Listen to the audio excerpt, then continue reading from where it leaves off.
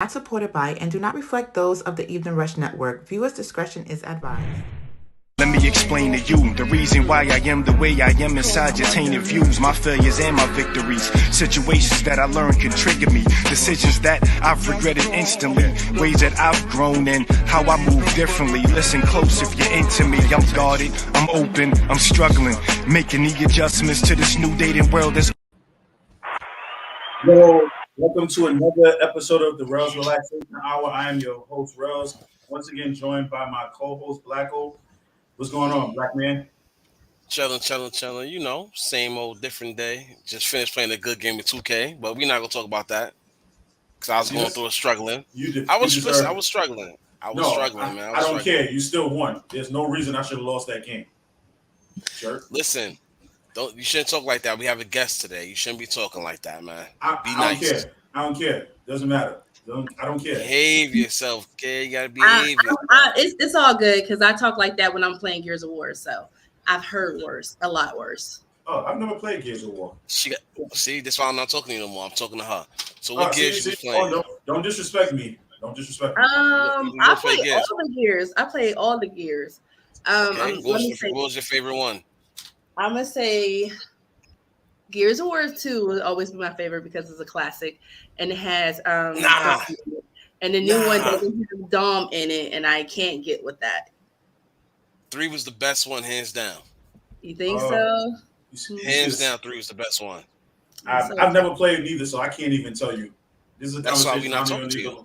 That's why we're not talking to you. That's why we in. Hold on, what's going on, Iron Empire? How you man? That's Mr. Smooth R&B right there. Yeah, hey, what's going on, yo? Yeah, chilling, yo. What's good though?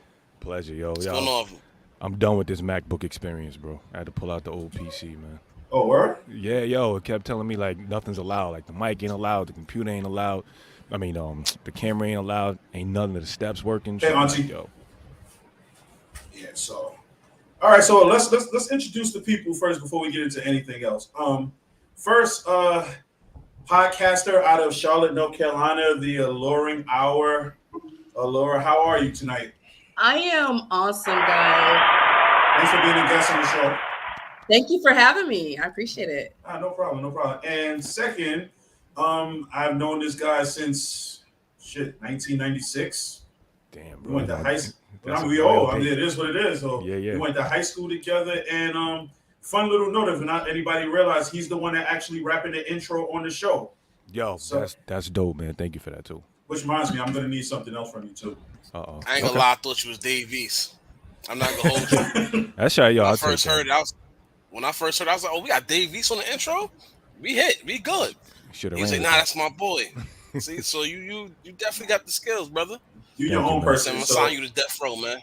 Oh yeah, he's looking for new talent that he can, sign you to death row, man. Let's get 50% of your publishing. He's working on 50% of your publishing. Shoot, I'll be lucky to get 50%. I'm telling my contract. He's gonna get my contract business, man.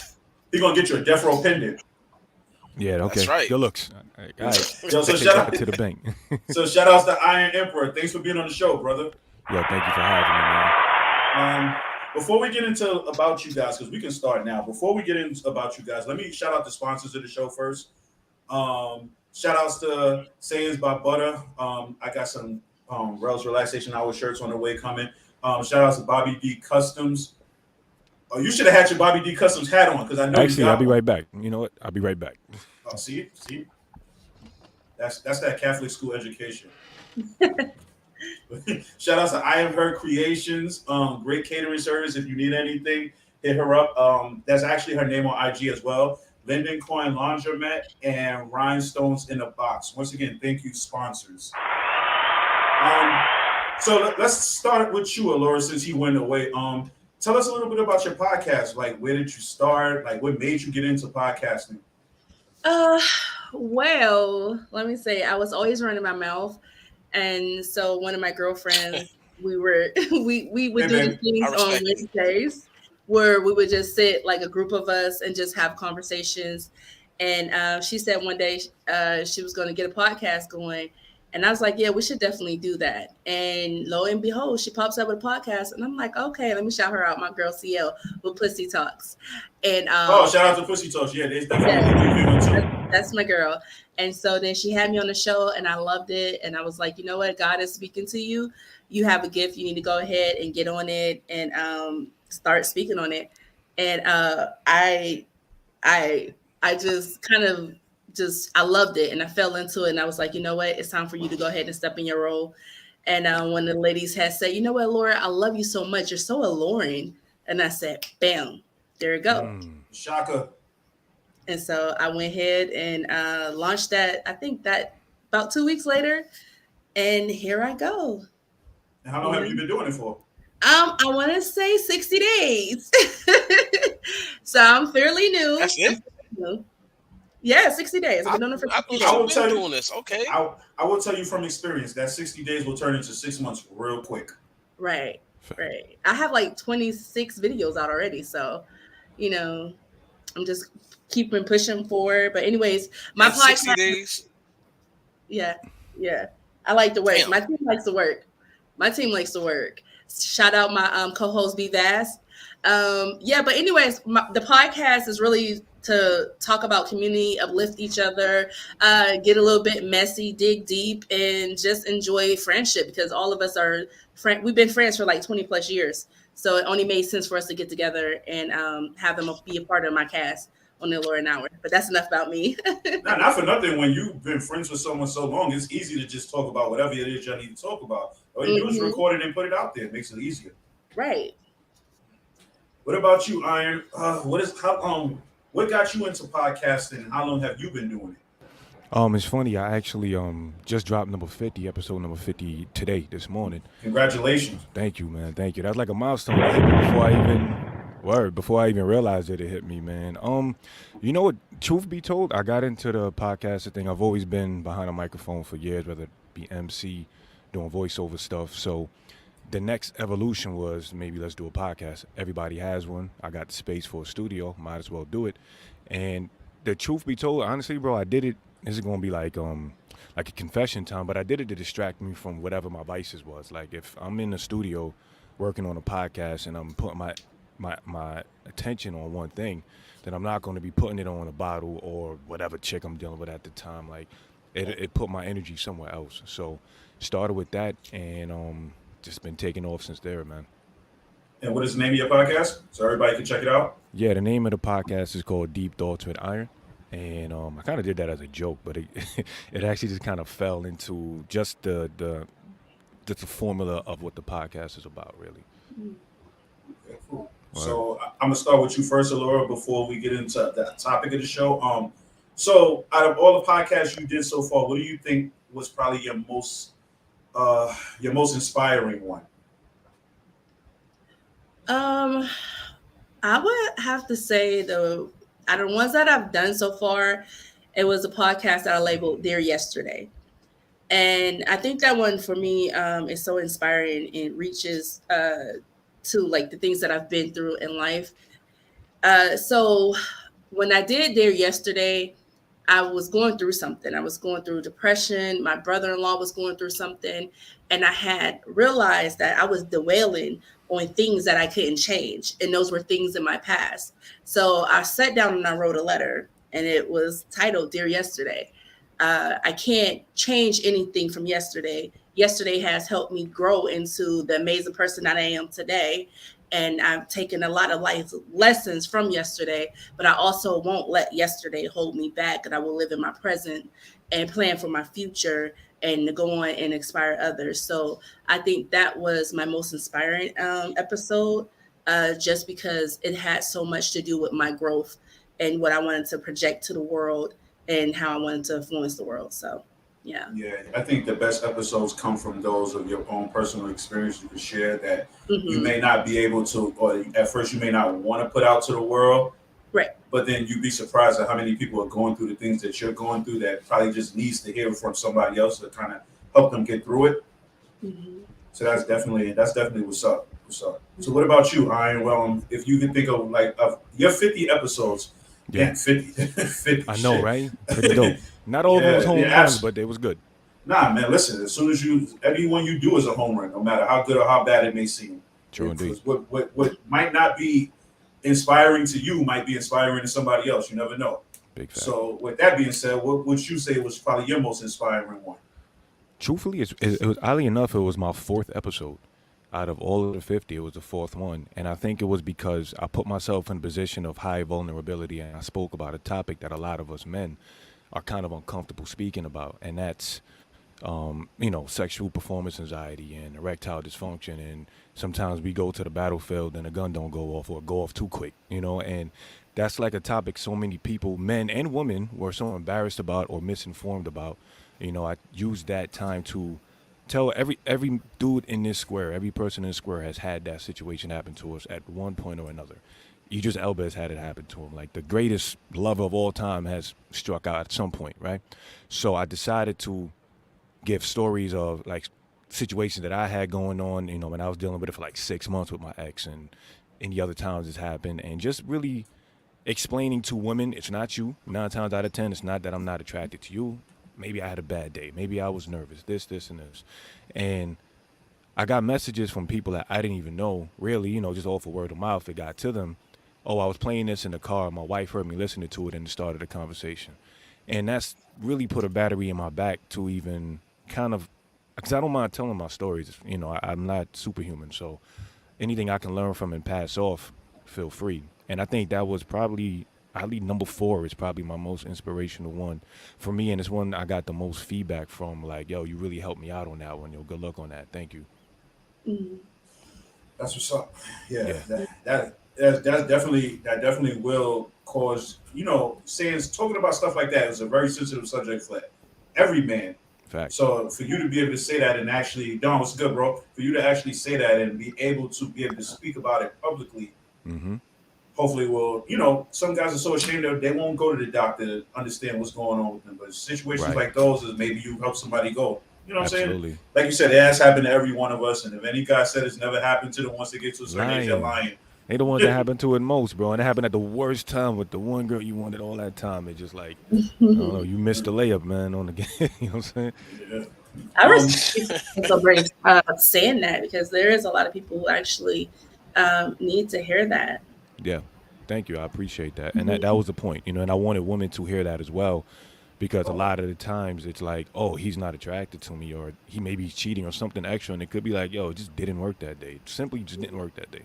And unfortunately, it's like my favorite excuse. I had a long day at work. Yeah. Oh, this never happened before. You're stupid. Yeah. Oh, this never happened before. All right, bro. Sure it didn't. You know what I'm saying? Yo, Blacko, I just realized too. We hit a milestone. This is episode number 25. Ooh. Oh, congratulations, guys. You can get cheaper car insurance. Well, since I got you on the show, first of all, since I got you on the show, now it means I get a discount on the next intro, right? Bro, you get it for even freer. Word. We're going to have to talk then. You get 2 for free, bro. All right. So, let's talk about the topic. 25 already? That's crazy. Yeah, that's fire. That's what I said. I didn't even realize it. But you get cheaper car insurance now, bro. Good for you, man. Oh man, I don't know about all that now. Still live in New York. I mean, but you're 25 now, man. Bro, at this point, I'd rather get cheaper gas and cheaper car insurance. Bro, I get cheaper rent and cheaper insurance at this point, man. Yeah. Geico trying to kill me, man. Bronx insurance ain't no joke, bro. Nah, it really isn't. Wait, how much are you guys car insurance? I don't even want to hear what yours is. I can't imagine. Your insurance is probably like $75. If that. Yeah, I have 2 cars. It's like $150. It's disgusting. Full coverage. Listen here, my one car alone is like. Can I get on your policy? Word. Can I get on your policy after the show? I say I live in Charlotte once a week. Word. My one car is. Sheesh. I didn't want to talk about that. Forget that. This is ridiculous. I got to get a new. My shit's 320, 330. Yup. I got to get a new car coming up, man. And one car? Yeah. Mm-hmm. And you know what's crazy is? Don't ever move to New York. Nah. I got an Ultima, right? Between between the note, gotta be a Hayes in the Bronx thing, man. And between the car note and the insurance, I'm paying more than my neighbor who has a Porsche. I'm paying $600. No joke, because he lives up in Rockland. That's like 25 minutes up. Oh, okay. So he's paying between the car note and insurance. I think insurance like $120. It's 45-minute difference, yo, 25-minute difference. And he's driving a Porsche truck, and I'm driving an Altima. Altima cool, but it ain't no Porsche. And I'm paying more than he do for my damn Altima, man. Shout out to my Altima, though. Wow. Facts. Like, really horrible drivers in New York, because y'all city just don't trust y'all. They hit y'all with the maximum. Hell yeah, yo. But Manhattan is cheaper than the Bronx. It's crazy, though. It's the amount of potholes we got, you would think we get a discount. If our insurance is in the threes, Queens insurance got to be about $600. Because they we're the worst. We're the worst. I think Bronx, Brooklyn. Bronx, because the death rate. Yeah, I think it's Bronx, Brooklyn, Newark, like I think Houston and Oakland is like the worst in the country. Trust, I call it State Farm. Cali, California. Yeah, your medical discounts don't get you any. It don't work. I don't got no medical discount. They don't respect frontline workers, man. Shout out. By the way, throughout the pandemic, you was holding it down. Shout outs to you, man. Appreciate you. Yes, sir. Thank you, man. Thank you. Question: Did you? I just want to ask one question because I've always wanted to ask you this question. Ask as many. How bad was it during the pandemic era? Like when it was in the heart of the pandemic era, how bad was it? So truth be told, I work with kids. So I worked in pediatric part of my hospital. My hospital has 2 buildings. I work in a hospital in New York City, right? Can you all hear me? I sound like my mic is low sometimes. All right. So yeah, it is bareback robbery fact. So I worked in the kid side and the adult side. The adult side had it 5,000 times worse than I did, and I had it bad. I had RTs. We had the same office, and I would have RTs that had been 20, 25-year veterans come back in the office looking like they just came from Vietnam. You know what I'm saying? And when my homegirl went over there, and she's been an RT for like 10 years. She's one of the best I've ever seen. I'm not going back on that side. Like that day, she lost 11 people. That day, you lose one, put another one on the vent. Boom, move to the next one. Lose one, take them off, put the other one on the vent. You got 4 people on one vent. Sometimes we can't even tell whose waveforms that is. Like, how do you help somebody with that? So when we had the kids, I personally lost maybe like 5 kids. And the first kid that we had was my partner's kid. And I'm not going to go into too much detail. I don't want to make anybody feel away, but we were learning. So realistically, we did everything right when it comes to a code, but we did everything wrong when it comes to a code in COVID.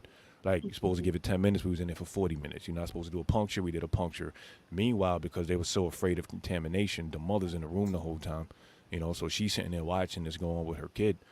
And right after that, we washed up, another kid right up the block, right up the hole. But he survived, and it was just, then we had to start taking on adults because the adult side was flooded, bro. So, the stuff you see on the news about the units being overwhelmed and everything like that's not fake.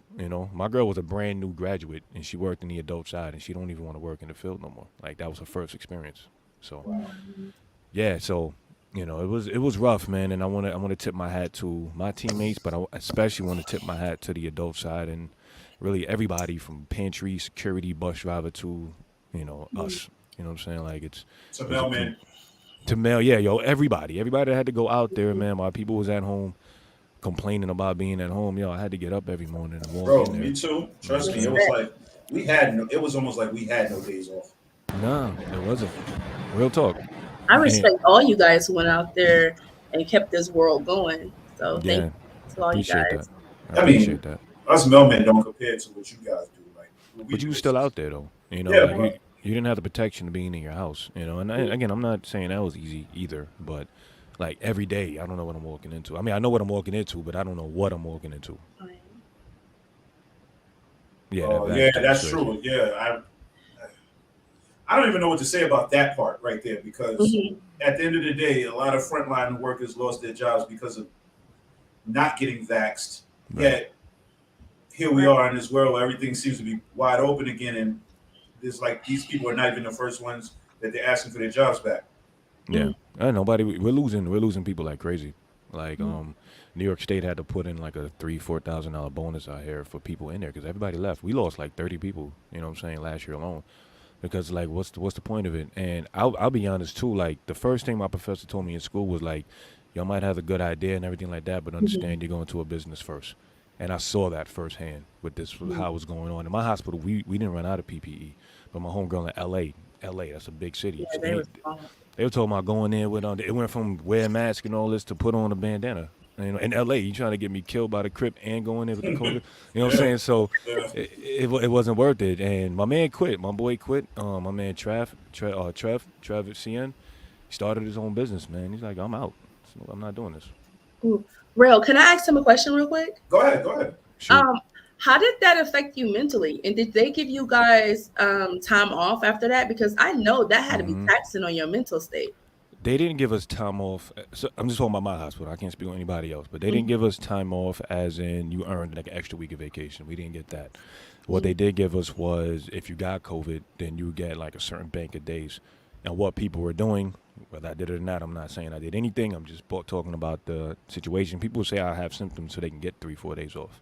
You know, they didn't give us any like extra days off. They gave us like a little bonuses here and there, you know. But, you know, while our superiors were getting $1 million bonuses, they gave us like a $3,000 bonus. That's not going to change. It's nice, and granted, it's my job. You know what I'm saying? A bonus is what it is. But, you know, they could have done better. All of that, we support our healthcare workers until it comes to the bottom line. And for me, mentally, I would say the little things kind of got to me more than anything else, like walking through Washington Heights on a Saturday night at 8 p.m. and it's quiet, and all I hear is sirens. That freaks me out. That's weird. You know? Well, looking at Times Square when there's absolutely nobody there. Right. That's not New York. Nah. Bro, it was why I never forget it, man. I had my headphones on and like I had turned it off for a second and it was quiet and all I hear were like sirens. And not like, you know, we used to sirens to a certain extent. Something about these sirens was at a different pitch. So like for a little while, to answer your question, sirens bothered me more than anything. Nothing I would say like hospital-wise, because at the end of it, and this isn't to knock anybody who has had maybe some type of PTSD. I know what I signed up for. You know, if I'm a fireman, I can't be afraid of getting burnt. You know, like this is what I signed up for. So, you know, it's rough, but you got to kind of shut things off. And maybe there's some trauma that's like underlying, and I don't even know, and it'll show up in 17 years when I'm in Cambodia or something like that. I don't know. You know what I mean? Oh, when you retired in Cambodia, some that's random, that's your retirement home? I don't know if wifey gonna let me go there, man. Nah. Oh, you stupid. Word. Like, you good up there? Question. I'm listening. I'm just taking it all in. Oh, yeah, I'm cooling. You are zoned out. I'm actually listening. It's like, because you know, like, I mean, he's telling me stuff like I wanted to know but didn't want to know because you know, a lot of people that work in the field has to have great stories. The way you telling is like, all right, like you just said, I know you know what you signed up for. Right. A lot of people that signed up for it couldn't take it. You know what I'm saying? So now I'm just listening like, all right, cool. I'm finally listening to somebody that's telling the story and it's still there. Yeah. Right. Yeah. I've been wanting to know this about him for months. Bro, y'all can ask me whatever you want, man. I'm here. No, but I wanted to tell you on the show a platform so that way you can put it out to people. Toya, what up? So that way you can put it out to people who, you know, your experiences are. So right. Yeah. It was hopefully it'll be the last, but I doubt it. You know, it is what it is, right? Unfortunately. Yeah. Yeah, but it is what it is. But let's get into the topic. We had a topic we was gonna discuss. We kind of went off, but more people hear more opinions. So crap mentality. Co-host, can you explain to the world what this crab mentality is about? Basically, for those that don't know, crab mentality is basically the mentality is I'm just make it real brief. If I can't have it, you can have it. It's basically like the hold down, the pull down. I mean, I'm quite sure everybody has been through that some way, shape, or form, whether it's work, fake friends, whatever the case may be. Like Rellz actually discussed it, neighborhood stuff. You know what I'm saying? So, and it hits me because I told him I came up with the concept is I watch a lot of YouTube, and I speak on it. One our people, like I said, minority people, we have that mentality, and you know it's crazy, and it's never really spoken on. So I bring it to him. He was, he agreed to it. So I hope we could bring it to the forefront today. So I'm quite sure all four of us here got some type of story or some type of even went through that experience of it. Yeah, unfortunately. Shaka's right. Crab mentality. Life in New York. Yes, it's true. It's true. So let me get my energy. Let me get my energy out. I look this zoned out. Let's talk some shit, y'all. There you go. Let's talk Let's some do shit. it. What's going Oh, on? we can. Now, Hold on. now. We can curse. I heard him say shit. Yeah, you curse. Oh, Yeah, we I definitely I didn't can. know. So we in I'll be HBO. trying not to, but Nah, it don't really work for me. All right. Say It don't less. really work for me. I'll be Say less. trying, then I say fuck it and let it go. Let it fly. I mean, that's how it's supposed Sometimes to you be, gotta let it right? fly, man. Second Amendment, right? Exactly. So I you think guys are the it's. guests on the show. Let me Exactly. ask. I'll start with you, Allura. Have you ever had this whole crab mentality displayed towards you? Yes, yes. I'm from a small town in Ohio called Youngstown, Ohio, and a lot of people have that crab in the barrel mentality where they don't want to see anyone succeeding if it's not them. And I actually spoke about this a few weeks ago on my show. And I said, you know what? I don't really think it's people not wanting to see me succeed. Is them having to face the realization that maybe they're not doing as much as they should be doing. And seeing me succeed makes them judge themselves and they don't like the reflection in the mirror. So they want to project their ugliness onto me. So that's my thought process on it. Absolutely. I'm sure. I couldn't even said it any better. Honestly. Real talk. Yo, Iron, you ever felt like anybody was downplaying anything you did? You know what? I don't know if it was directly the intention. Actually, I can go back to high school, bro. Like, I ain't gonna say his name, man, but we was in high school. I got on the team in 10th grade, and this dude walked up to the coach and was like, "You sure him? Because he can't play." And coach was like, "Oh, nah, not him." And that was it. So that was my first. Ooh. I could say, yeah, man, Ooh. this freaking guy, man. Ooh. You know him too. I'm gonna tell you his name after, Hey, man. Yeah, we're gonna talk about this after the show. Yeah. Yeah, I used to bust his ass in the neighbor. Not that I was fucking Allen Iverson or nothing like that, but I was better than him. Anyway, you know what I mean? So in a number of ways, I think in the space with the music stuff, to be honest with you, I think there's a lot of crab in the barrel stuff where I think it's based on like people see it as competition. You know, like if he gets up, then that's my spot. I don't see it that way. You know, like when you ask me anything about the podcast, the first thing I did, I said, get this, get this, get this, get this. I don't care if you get more numbers than me. That's cool. Because if you're real, then the next thing you do is you're going to pull me up with you. And if you don't, that's on you. You got to deal with that. You know what I'm saying? It's unfortunate that. Don't, because you suck. Uh-oh. We're gonna have to have a game on the hour one day. Nah, man. he ain't gonna play. He ain't gonna play. All right, say less. Yeah. But yes, I've definitely dealt with that, man. Or even like at work now, like when I was single, man, there's certain dudes, and it always gets bad mouth for me saying, "Don't be in the room alone with this guy. He's this and this," or you know, he do this, this, and this, and I'm like, bro, just why? Well, damn. You know, if you can. No, Oh, wait, so you're trying to say there's guys out there who actually downplay you, the females? Like that happens to guys? Dog, bro. I'm actually doing an episode on that, man. I've been working on that. Hell yeah. Oh, please, can I get on that episode with you? Please. That's because he can't match your energy. When someone else can't match your energy, then they have to downplay it. Yo, and I had one dude in particular, man. Like, geez, yo, like I'm like, bro, do you want to suck my dick or something like that? Like, relax. That's not my.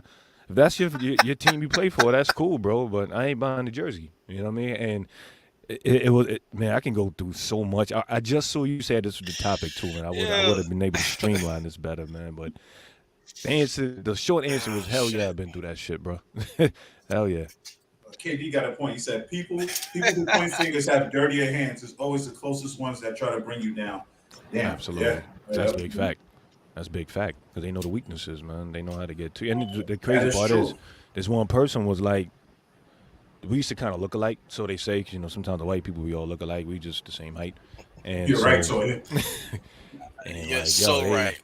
And when they would say, like, yo, Eric, to this dude, he would lose his mind and say, like, don't be in the room alone with him, or he's sleeping with every girl in the hospital, and this, and this, and it was wild, yo. And at the end of the day, I didn't even get mad at it because I'm not falling into that trap. Like, I know if I respond to that, then what am I going to get out of that? That's punching down. I don't punch down in my weight class. So I let him live. But, yeah, I've been through it, man. He said I let him live gracefully. I let him live. Let him live, man. He's hurting inside, man. There's nothing I can do to him that he ain't doing to himself. Question: the funny thing is, if you would have approached him about it, he probably would have denied it. Yeah, of course. Or, this dude, he think I eventually did approach him about it, but I did it through text because he had ended up leaving and went to like another state. And I did it through a text. He ran from you. Huh? He found out you knew about it. He left. I mean, I don't think he really cared. It's just I never said anything. When I got attendants, people at the desk, nurses, every pantry housekeeping coming to me telling me that this dude is talking about me. At some point, it's eventually like, damn, bro, like, what are we doing here? And he did the typical shit. Like, he turned into like a 90s album skit. Like, I can pull up. You want this and this? Like, come on, bro. We 40, bro. Like, relax. This is podcasting is a perfect example. Now, go ahead. What you said? Listen, you want to talk through that. You want to get protected? Fuck it. We talking freely. We gonna talk about it. Listen, when we started our podcast, we went through the whole crab and barrel fact when others felt like just because they was doing it, we shouldn't do it, or we was copying, copy their style, this and the third. First and foremost, this got everybody out there doing pretty much doing the same shit. Everybody, whether you selling clothes, music, podcasts, whatever. It's all about how you do it. You don't need to knock another person down. So I'm like, yo, yeah, they podcasting, but yo, don't watch their shit because they don't talk about something that you might not like. Nah, listen, everybody talk about the same shit. It's all about how you finesse your words. Word, exactly. Like you, like y'all just said, y'all spoke like the subject, like Laura just said. She spoke about this, not too long ago. All right, now she's on the episode talk about the same topic. Now we didn't hear what she had to say. Now, and she ain't here. We gotta say our opinions. Now we about to hear her opinions that that didn't come across our minds. Right. A lot of people don't really get that shit. Like, yo, you don't need to bring another person down or hold another person back just because you can't do it. True. Plain and simple. I just don't understand why people don't. That's the issue we have today. I just don't understand why people don't understand that when you put down somebody else, it kind of makes them more appealing to the other person you're putting them down to. Dog, are you kidding me? It does. It does. Because I'm like, why you sprinkling all that dirt on his name? What he doing over there? Yeah. I'm going to get curious. That's the best. Yeah, I used to say all the time, I didn't have a better marketing plan than this dude. Like this guy was my market. That's what I was about to say. He was your marketing plan. Yeah, he's sending people my music. Yo, he almost 40 trying to rap. And now I got 20 new followers. Cool. Good looks, bro.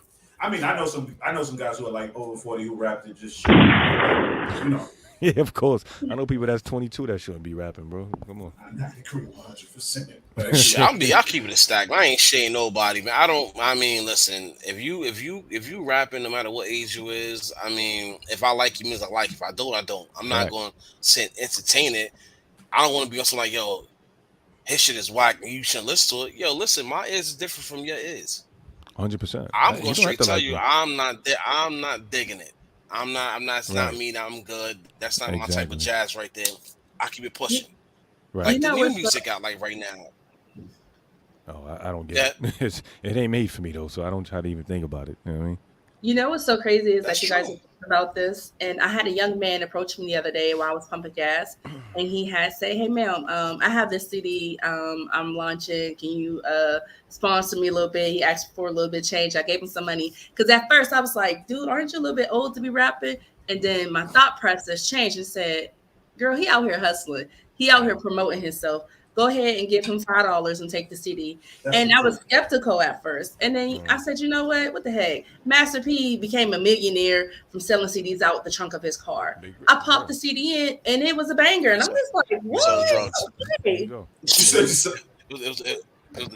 It was drugs first, not the CDs at the car. That came later.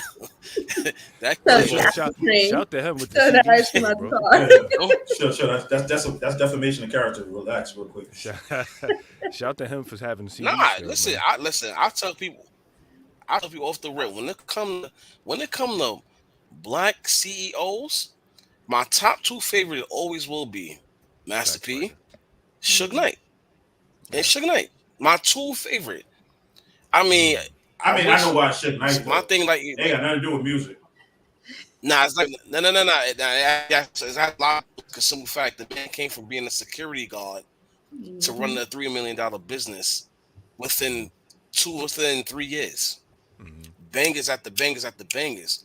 This man almost transitioned into movies. Like, you know what I'm saying? Like, he took a formula that he watched everybody do, waited his turn, and did it.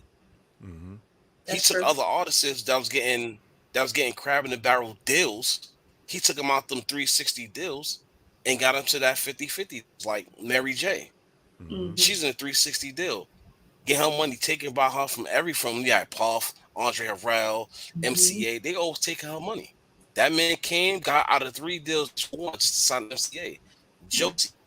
Like that man, like I watched that man whole formula to the point I'm like, yo, this man here is a fucking genius. And then you have Master P, like you said, he went from hustling, CDs out the car, out the trunk, to run his own label, 80% to own 80% of his label. No, if you go from 100% of his label, sold 20%, he's good. Like you can't get no better than that. I'm not a Puff. I'll be real with you. I'm not a Puff fan. I'm really not. Because that man robbed. I support what you just said. Because when you really think about it, Suge really changed the game because he wasn't the type of person that you think could sit in front of some white men and make some deals. And that man, he made real deals, and I wouldn't have looked at him and thought he was smart. You don't look at Suge Knight and think he's educated. But that man didn't need to be technically book smart. He was street smart, and he was great with his words. He knew how to finesse. And people didn't know that finesse. Like he signed you up with a deal that looked really sweet. And if you wasn't so sure, he was going to sweeten the pot and give you some very nice, polite, threatening words, and you were going to sign. Sounds like my co-host. But the one thing I don't agree with he did was... You see that, right? You see that, right? He ain't confirmed or denied shit. The one thing I don't agree with Suge did, his artists, he robbed them. He robbed his artists. All his top artists, they had cars and houses. I mean, look at was... TLC got robbed for real. I'm sorry. That's a different type of robbery. See, what he did was, all their cars and homes, he had it in his name. Yeah, that's the thing he did. That's some power shit. He had it in his name. I mean, look up 2 Chainz. He went from, that was crazy. Yeah. 2 Chainz was giving I don't want to say the exact numbers, but he was giving a percentage to DTP for years since he was Titty Boy. Yeah.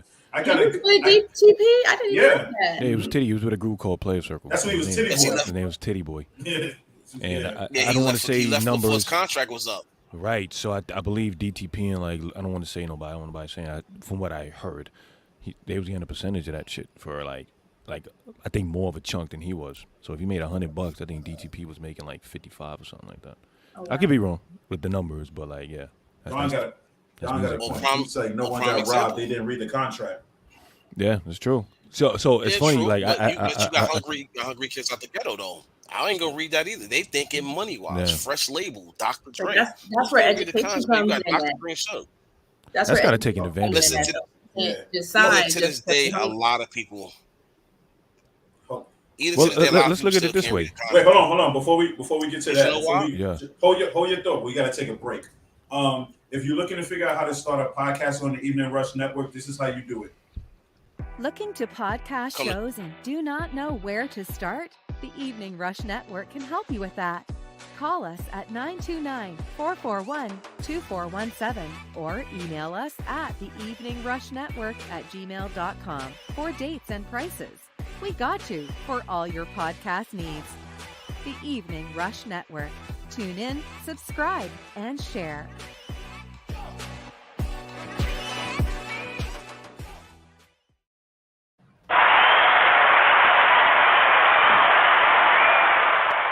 And we are back, and I think my co-host. Thank you. I think my co-host already signed one of my guests because he's no longer here. I think he should knighted him. Listen, man. Listen, man. I got him, man. He good, man. He gonna make this record. We gonna make this hit. Double CD, baby. That's it. He going on a 12-city train station tour. That's it. Wait, you said wait. Time out. Wait, you said 12. You said 12-city train tour. Train station tour. We gonna go to 59th Street first, then Grand Central, then Times Square. We gonna bring it. Hold on. What about 149th and 3rd? That's an iconic spot. Now that's a stable, definitely right from the nest. We gonna be there, man. That's it. Okay, Fordham Road. Definitely there.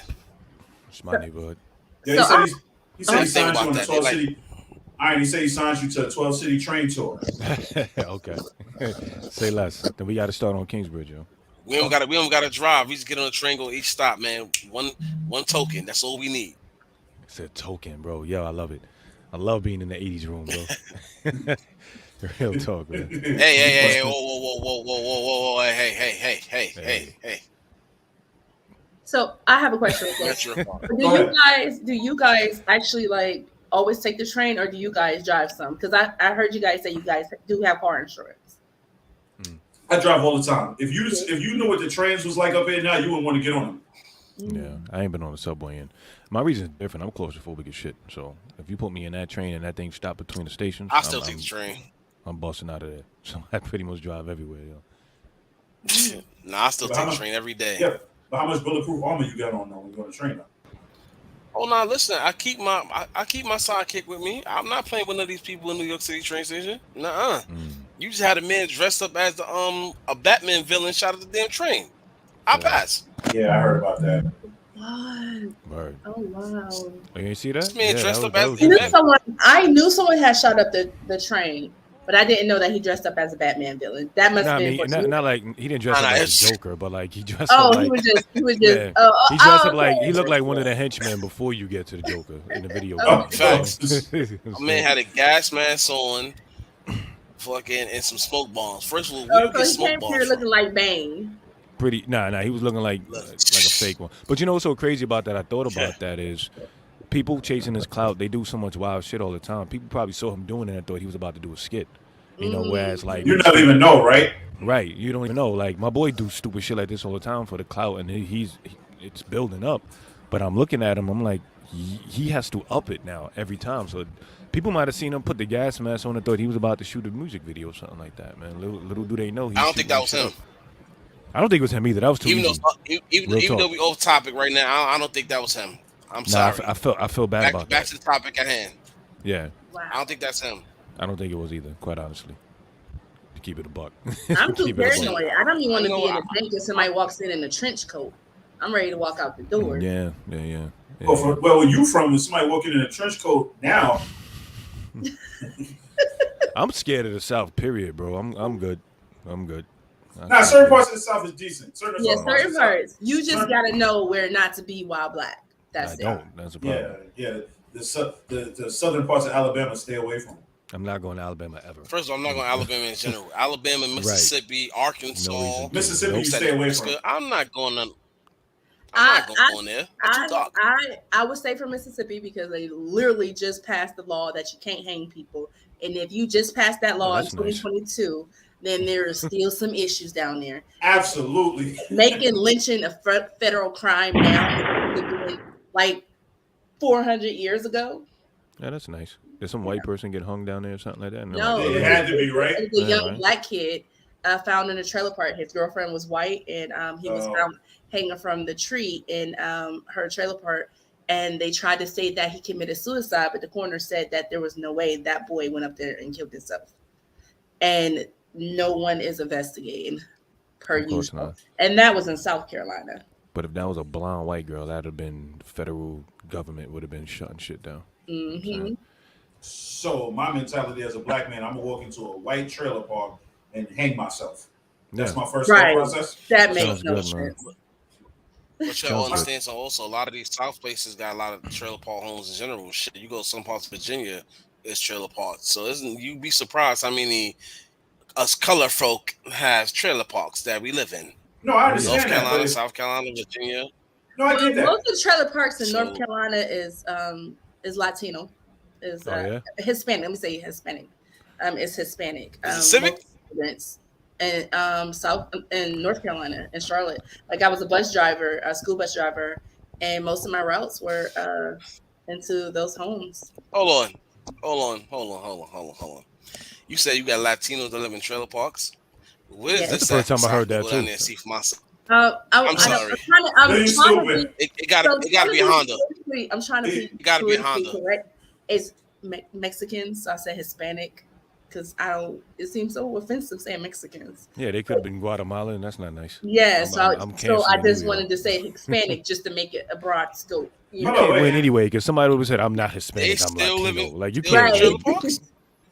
Yeah, it's mostly there. You know what? I'm not gonna say nothing to get me kicked off this network. I'm gonna shut up. I'm Don't say gonna nothing, bro. I'm gonna take the high road on that You one. know I'm over here looking at you, right? Like you got like, and I'm over here looking at you like you got 3 heads too, right? Affordable housing.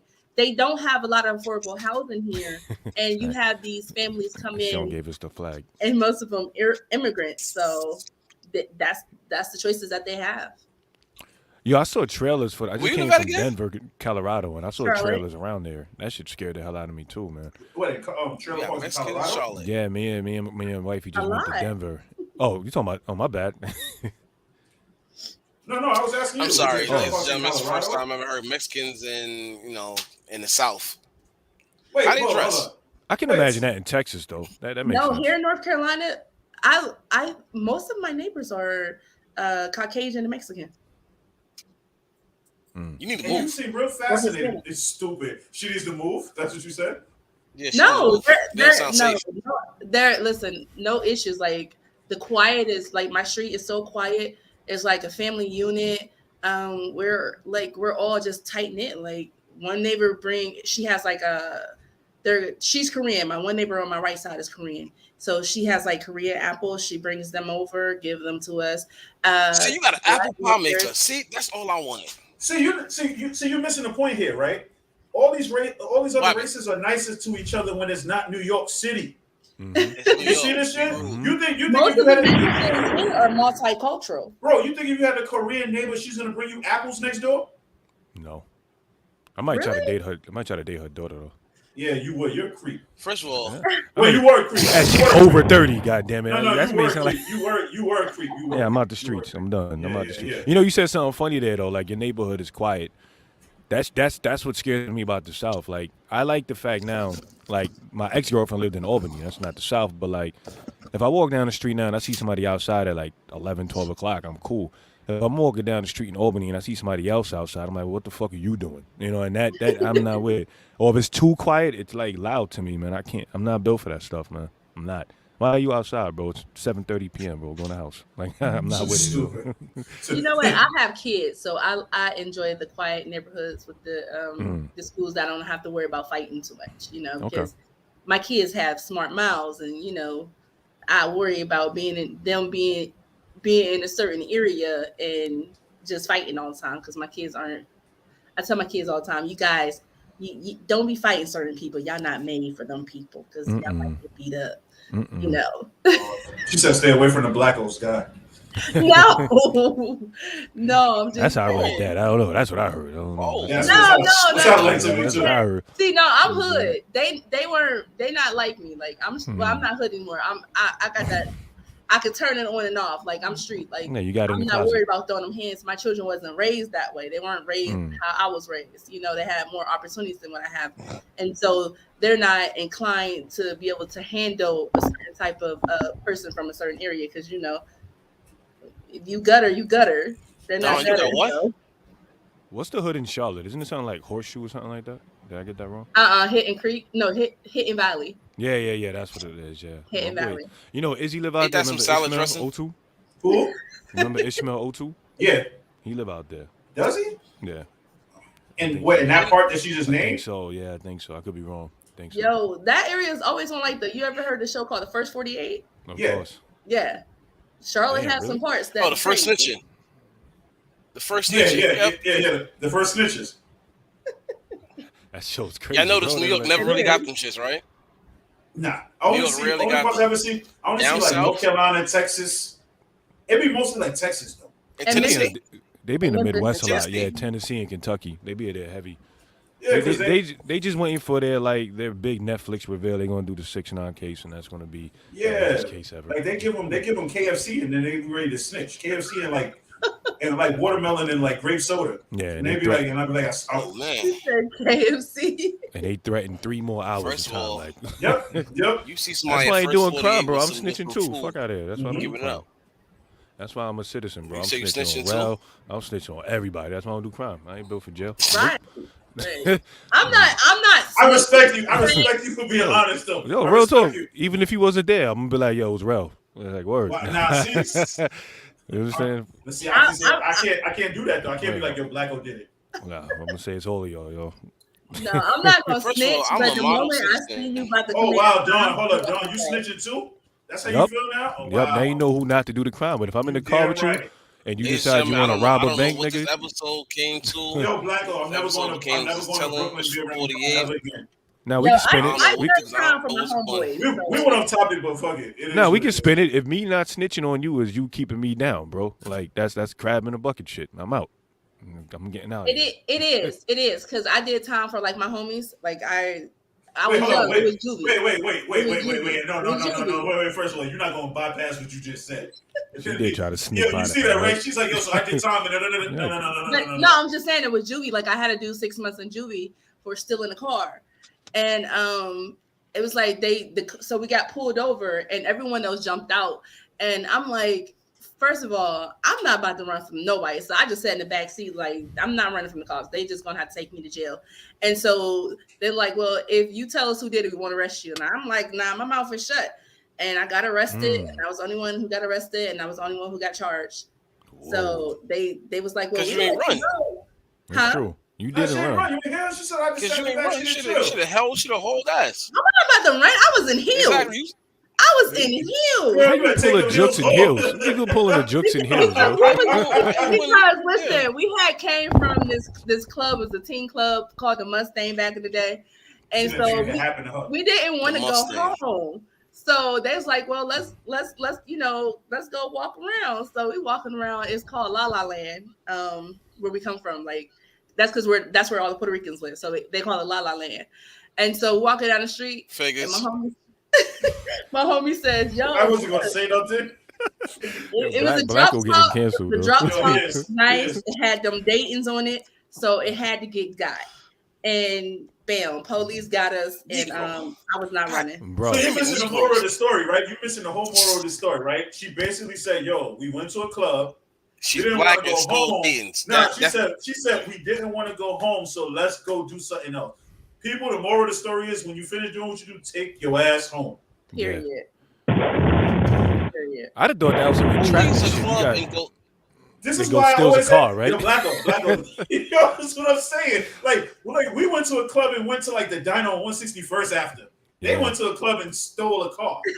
Like and went to Waffle House. And then went to Waffle House in the car. Listen, that was a wild night. You know what? That was wild night. And thank God I'm still here. We got shot at that night. We almost hit somebody. Yes. That was, listen, I'm not even gonna lie, yo. I needed that sit down because that was the time that I changed my life around. That was the time that I knew that those streets was not for me. And all the praying that my this like this happened last week. I don't believe her. No, I'm serious. Like, so what year did this happen? What year did this happen? I'm curious now. This happened, I want to say like 98. 98? Like 98. Was Death Row hot around that time? Was Death Row just blowing? I was thinking of what rappers was out at that time. Yeah, so was I. It's like, that was pre Petey Pablo. That was that Scarface. That was that Master P. We thought we was some thugs. We was rolling around. She thought she was mystical. See the bullshit? Yeah, that's that pre-Petey Pablo shit. Okay. I don't know if you guys ever heard the underground rapper's name was Brother Lynch. Like Brother Lynch, home? Yes. I used to think. Like I'm sitting here talking about eating flesh and talking crazy stuff because like I be in the parties. Yeah, and Brother Lynch home was wild. I think Ice Cube used to roll with him, man. He was wild though. Yo, those were my crazy days. That's why I said my children aren't built like me. Like I'm different. Shit, yeah, clearly. But I found Jesus. I see. Sure? I'm gonna listen to your podcast. Shit, I want to be on it now. I want to talk about the times I was going to. I'm about to snitch on you now. I'm calling the cops right now, in case they think I'm involved with this conversation. Yo, Shaka stupid. Shaka said they saw New Jersey driving, lost their minds in Ohio. Yo. Oh, you was living in Ohio at that time, right? Yeah. You said Youngstown. Oh, I heard of Youngstown. I heard Youngstown was crazy. Yeah, that's Monster City. That's the monster capital. Yeah, I heard Youngstown was interesting. Yes. I heard Ohio in general was interesting. I got family in Cincinnati. And I heard it was crazy. Yeah, that's why I left Youngstown. Oh, you had to get out. Yeah, I tell people all the time, yo, if you want a really nice big house, like 5 bedrooms for $800, full basement, an attic, and all of that, move to Youngstown. But you might get shot. Yeah, that's you might get shot moving in.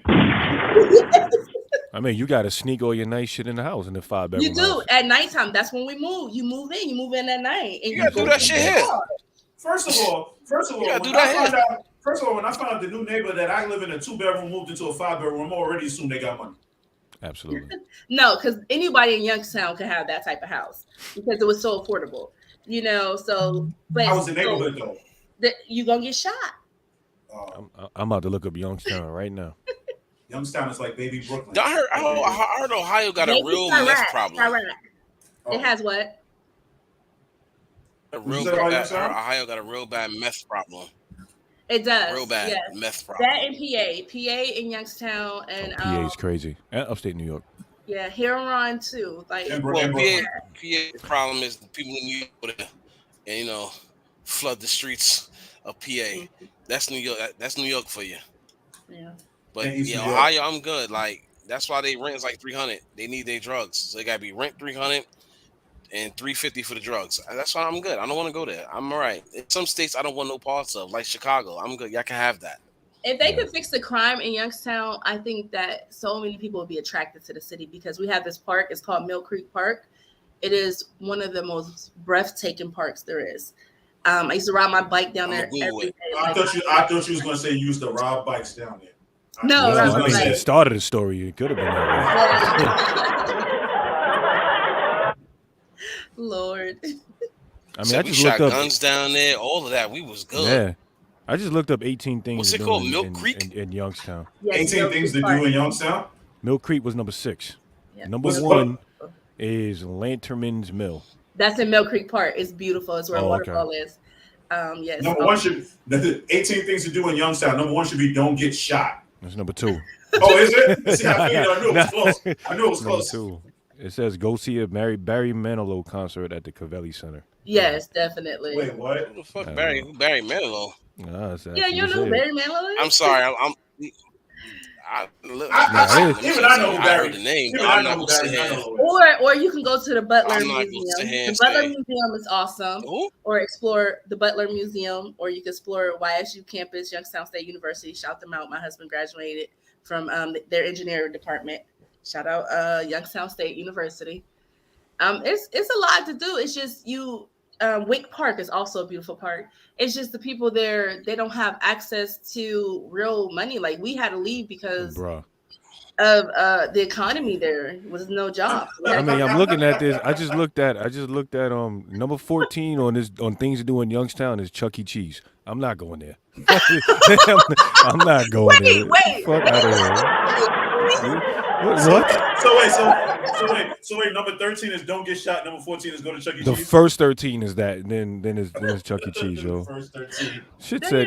All right. Hold up. No. We're gonna go to this Youngstown. I'm sorry. I'm just reading off the internet. I got the numbers wrong. That was number 20. Sorry. So that's good. What's that? Don't get shot? No. That's number 1 through 14. Okay. All right. Number 20 is Chuck E. Cheese. Number 16 is the Home Again Consignment Furniture Store. I'm not going down here, yo. Oh. All right, get out of here. The Museum of Industry and Labor. I'm cool, bro. I'm good. Yeah, I'm sure there's beautiful people in Youngstown. It's not in my top 15 places. I have nightmares about that place. So for them, I love it though. I love Youngstown. With the Chuck E. Cheese in Youngstown? No, that Chuck E. Cheese pops. My husband took me on our first date there. Yes. Hey, well, what? You got married. Tell me how old was y'all? Like 7?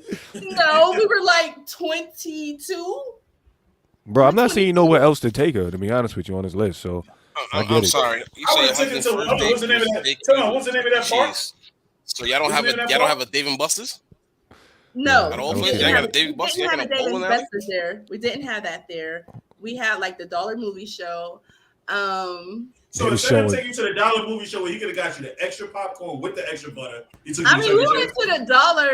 the Dollar Movie Show, of course. What they were showing in there, like Rambo. That's a peep show. Like, we went there that was probably on DVD already, but we just wanted the movie experience. Hold on, did you go to number 37, Rick's Boot Factory outlet? Because that seemed popping. But remember, you buy 1 pair and get 2 for free. I'm going. Lord. They probably like cowboy boots too, with like the extra bottom. It is a dog. I don't know if y'all can see it. It's a cowboy boot inside of the logo. But don't forget, Jim Trussell came from Youngstown State University. He came from Youngstown State.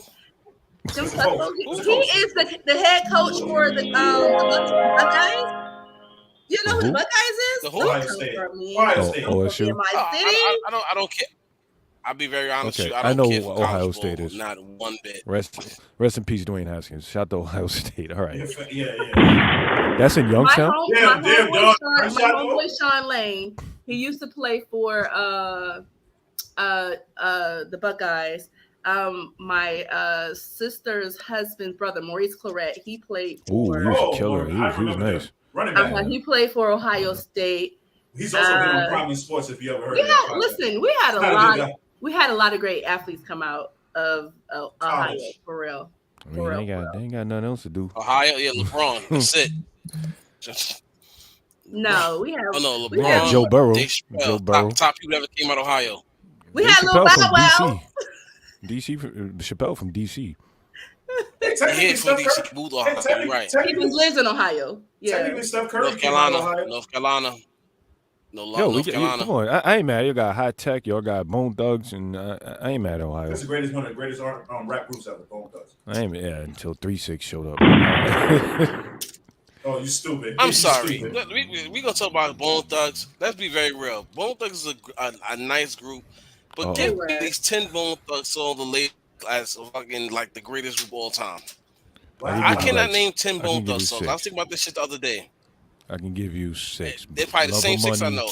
Love of Money, Crossroads. For the love of Money, Douglas Rugged's Bone. Crossroads. Home Murder. I'm happy. Yep, I'm about to say that one. And I know y'all gonna think this one is cheesy, but what is the one that Wild Wild West Set It Off album? Yeah, that was bad. Mo Thugs joint. That was a Mo Thugs joint, I think. The Wild West joint. I loved it though. It was cheesy. Yeah, it was a little crazy. Bone was running around in chaps. Keep going. Mr. Ouija. Keep going. Mr. Ouija. Who the hell is that? That was off the first album. I don't even know. Creeping on the Come Up.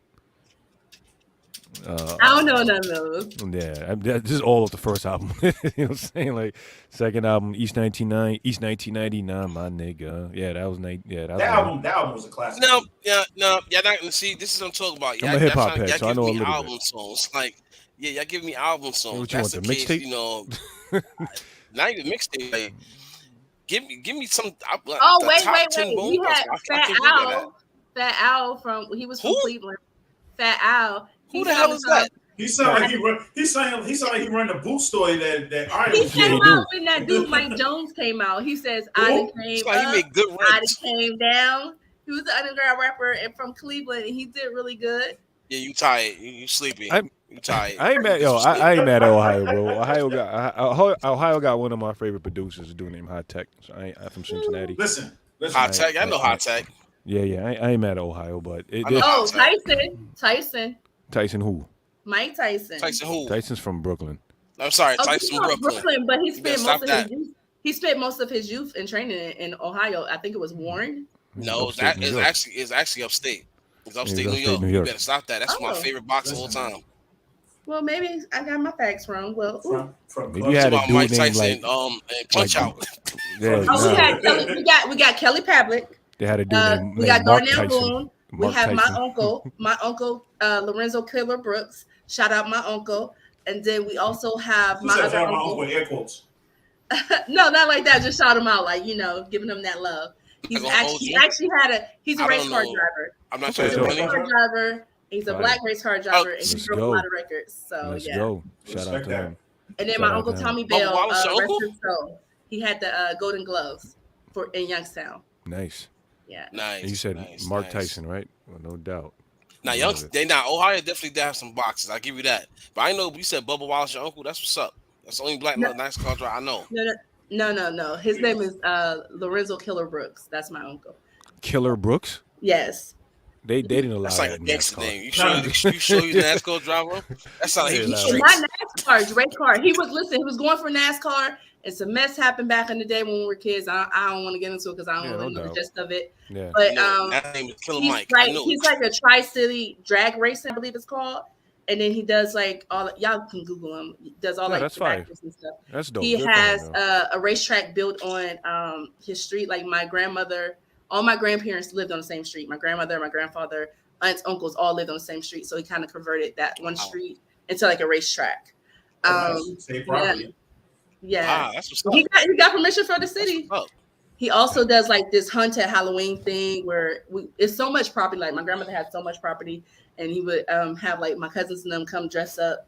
He tried to hire me, talking about some $20, and I'm like, "What? You want me to stand out here in the woods for $20 to scare someone? I don't think so." She said $20, man. I can steal cars that cost more. Yeah, exactly. Hey, you better know who you fucking with. I steal cars and heels. Like, I'm proud of my uncle because that man he made a lot of impact. Like he has a lot of impact in Youngstown, and I'm definitely gonna shout him out. So let me ask you this then. So given that Youngstown is a small town, and kind of to slide back into the topic, what was his people like and his support? Oh, nigga, you trying to be a race car driver? Like, do you know what his like come up in that certain industry? My grandmother supported basically everything my uncle did. Seriously, like my uncle, he ended up going to prison and he still took care of my grandmother's house. Like I don't know how he found a way to make sure that house was still in the family. And we all supported him. I would say it was challenging because he had to take care of the family. Like I remember him just calling us when we were kids just to check on us. Oh, I heard you got in trouble. You got in trouble in school? Like, yeah, because we call him Timmy. I'm like, yeah, Uncle Timmy, I got in trouble. And my aunts and them would always try to look out for him and stuff. So back in the day when my grandmother was alive, we was a really close-knit family. It's like when the elders passed away, that's when our family kind of drifted. Yeah, same. It always seems like that. When the matriarch passes, it seems like it. Mm-hmm. Same here. So much soul food I've seen happen. Well, I appreciate your journey, yo, and you sharing that because that was interesting. That's the most airplay Youngstown has gotten in quite some time outside of. You just put Youngstown on the map. Like I forgot all about them. To be honest with you. Man, no, Youngstown. I talk my stuff, but Youngstown is a dope place. They got a lot of talent there. They just don't have the opportunity to be put in front of people. I believe. Like you said, if they tell them holla at me, man. Tell them to talk to me. Tell them to talk to me. We gonna work something out. You about to put the Death Row pendant on all of Youngstown right now. You see it, right? Listen, we gonna sign 2920 Entertainment. You know, we gonna work that out. All right. Tell them I just want their publishing and royalty. They can have everything else. I agree 100%. You got some great rappers coming out of Youngstown too. Book of Suge. I'm gonna shout out my brother Black Casper. Wait. He up and coming. So yeah, look at me. I'm always trying to shout somebody. Nah, that's what's up. You are the opposite of what the show is about. That's a fact. I was just thinking that, like, you are, I like that because it don't take nothing to big somebody else up, and it's free. And, exactly. And I think I love it, and I like the fact even on this podcast and this show here, sometimes I find it hard for me to get other guests because it's like I don't understand it, and it's like you come on my show, your audience becomes mine, and mine become yours. We help each other out. Ain't nobody here signed to fucking revolt. Like this is our time to build together, and I just don't think people want other people to win, man. Like, or even you see other people. We all have that person in here. Right. They spend their whole day on Instagram forwarding you shit of other people. Ask them if they forward your stuff. The answer is probably no. Why the fuck is that? You know what I'm saying? And I don't get it. Yeah, Rellz, make sure you highlight what he just said, and I'm shutting that shit on the gram tomorrow. Okay, so that was it was somewhere in between 105 and 107. So I got it. Yeah, I got it. That's real talk. This show right here is a perfect replay. Watch. This show right here is a perfect example of the opposite of what we're talking about. You have 3 different podcasts on this one show right now, and everybody's vibing, chilling, and everybody's getting along. Like you said, your viewers become our viewers, and vice versa. Exactly. There's not 1 ounce of hate from any one of us on this. No, and it's not. But the crazy part is though, it's like. It's funny. One of my biggest motivations is the same people that I've been inviting on that got a little, I'm not going to say no names yet, but like certain people of a certain status, if you want to call them that, they kind of give me the runaround. Mm-hmm. Cool. Now, here's the other part. You ain't at that level to be giving me the runaround yet, but cool. A year from now, let's say I'm the next Joe Rogan. If you try to get on my show now and I tell you no, now I'm fucked up. That doesn't make sense. That doesn't add up. He didn't change. No, I didn't change. You changed. You know what I'm saying? Like, it's not like, before you didn't want to make the time for me. Now I just don't have the time for you, and I don't think. But that's always like that, bro. It's always like that. It's like everywhere. Like even like with us, you know what I'm saying? Like we doing the show and all that other shit. Like you know how hard it is to get people. Like we got our shouts to our loyal supporters that watch it faithfully. Big You talk, know how big many talk. times I'll be in the gram all the time making little short videos, you know, promoting the show. Like, yo, check out support is free this and the third and everything. He does the same thing, Facebook, you know, everything. It's just Yeah. it's crazy where people don't support the free shit. But Nah. and this is not no knock to Gillian let $1 million worth of game. They'll watch it faithfully. Yeah. Mind you, they'll know these people from a hole in the wall. But they'll watch it faithfully. Oh, yo, this guy Wallow. And once again, I'm not knocking what they're saying because I love what they're doing over there. But I can say the same thing like Wallow say. And he can say the same thing what Gilly say. People won't tune in. People won't respect it. They'll probably Nah. just say, yeah, they biters. Nah, I'm not a Right. biter.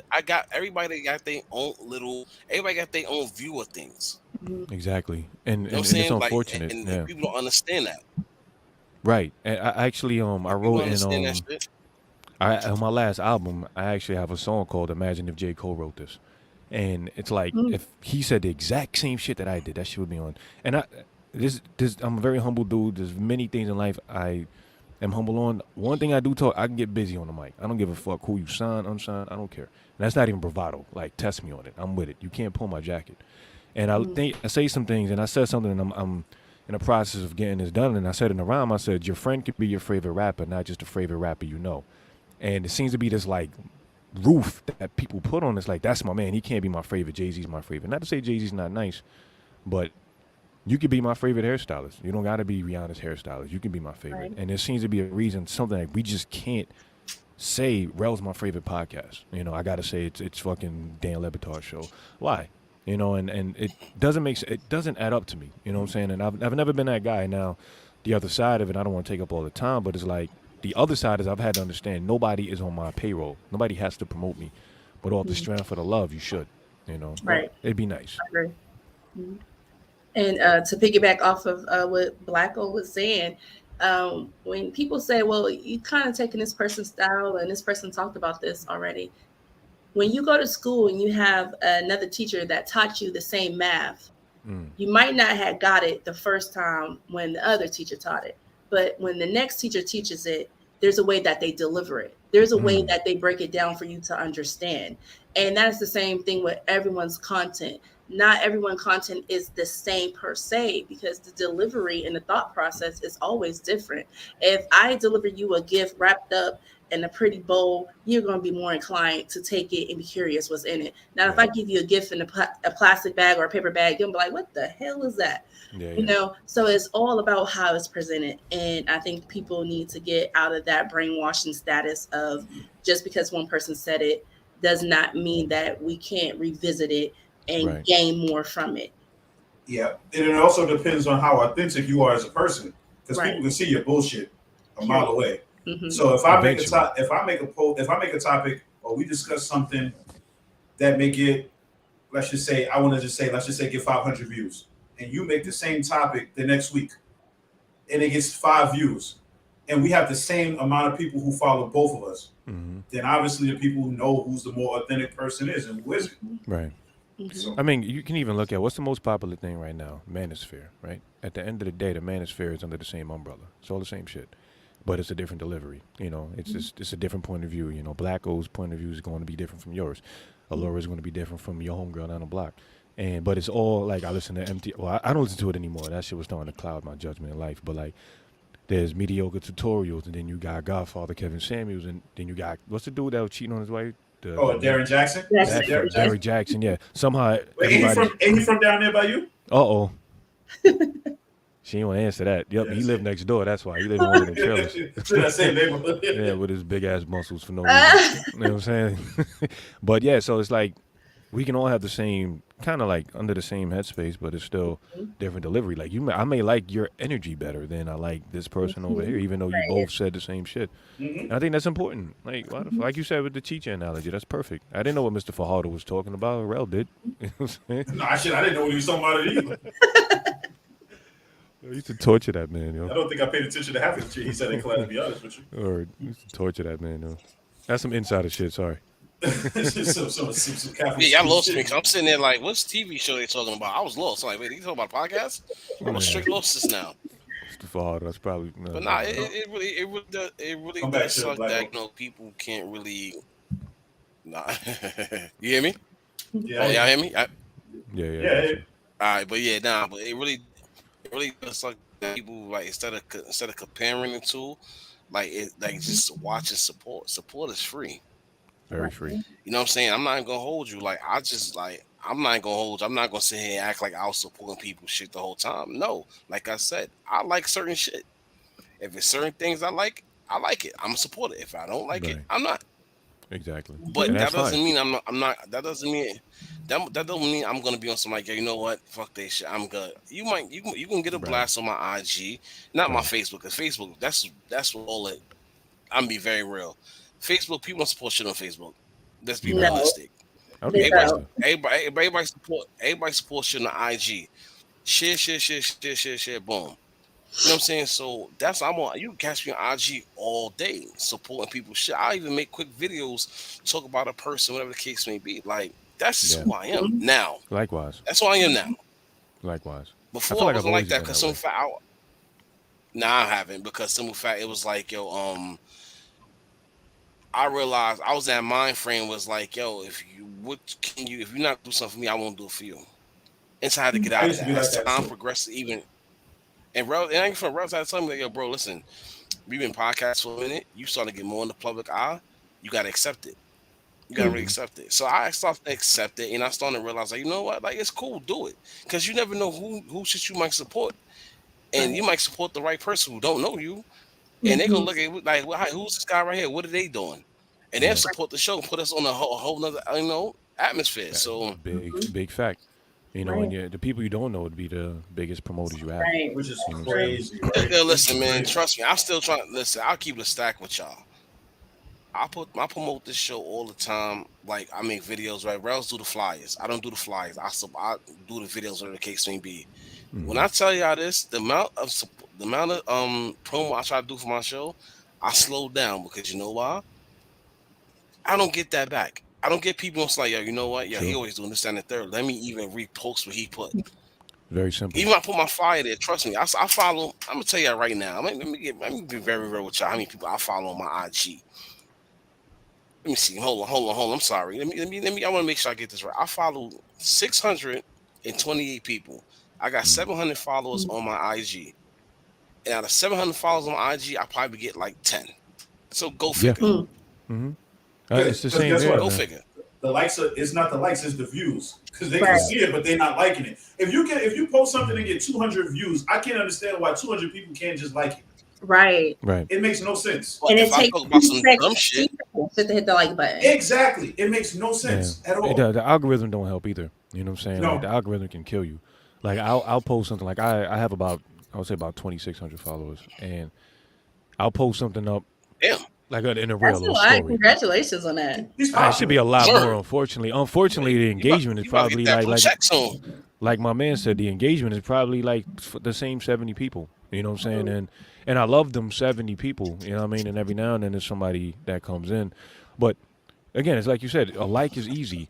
Take 10. I tell people now, when I put a podcast episode out, when you go into bed, just push play. Just give me the play. That's as easy as it shit get.